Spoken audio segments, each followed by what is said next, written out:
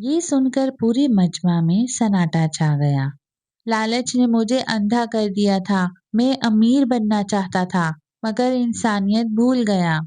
एक जमाने की बात है, नूरपुर नाम का एक छोटा सा गांव था। ये गांव सादगी, मेहनत और ईमान की वजह से मशहूर था। यहाँ के लोग कम खाते थे, मगर हलाल खाते थे। इसी गांव में रशीद नाम का एक कसाई रहता था। रशीद देखने में बड़ा शरीफ, बातों में बड़ा मीठा, मगर दिल में लालच का सांप पाला हुआ था। दिन रात रशीद के जहन में सिर्फ एक ही ख्याल घूमता था, ज्यादा पैसा, ज्यादा दौलत, ज्यादा नाम। मैं क्यों गरीब रहूं, दूसरे मजे करें और मैं मेहनत। अगर लोग फर्क ही नहीं पहचान सकते तो नुकसान किसका है। गांव के बाकी कसाई गायें, बकरी या भैंस ज़िबा करते थे, मगर रशीद ने शैतान के बहकावे में आकर एक खतरनाक रास्ता चुन लिया। बेचता। गोश्त तो गोश्त है, लोग सिर्फ सालन देखते हैं, सच नहीं। रशीद सस्ता गोश्त बेचता, इसलिए इसकी दुकान पर हमेशा रश रहता। रशीद भाई का गोश्त सस्ता भी है और वजन भी पूरा होता है, मगर सच ज्यादा देर छुप नहीं सकता। गांव की औरतों ने सबसे पहले फर्क महसूस किया। ये गोश्त अजीब है, ना जल्दी गलता है, ना जायका ठीक लगता है, और रंग भी इसका कुछ काला सा हो जाता है।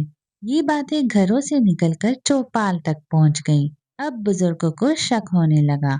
रशीद बेटा, हमने सुना है तेरा गोश्त कुछ मुख्तलिफ है, सच बता, ये राज क्या है?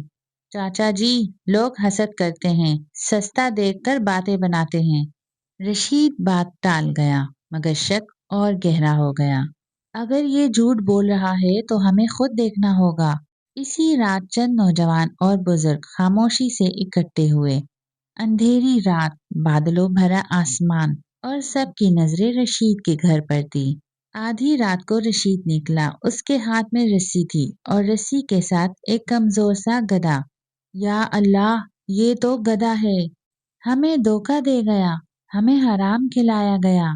सब ने फैसला कर लिया कि अब खामोश रहना गुनाह है।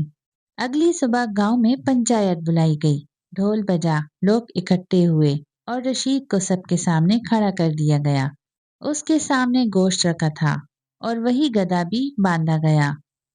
रशीद, ये गांव तेरा है, सच बोल, क्या ये गोश्त इसी जानवर का है? चच्चा जी, मुझसे गलती हो गई। ये सुनकर पूरे मजमा में सन्नाटा छा गया। लालच ने मुझे अंधा कर दिया था। मैं अमीर बनना चाहता था, मगर इंसानियत भूल गया। गरीबी गुनाह नहीं, मगर हराम कमाई सबसे बड़ा जुर्म है। फैसला सुनाया गया।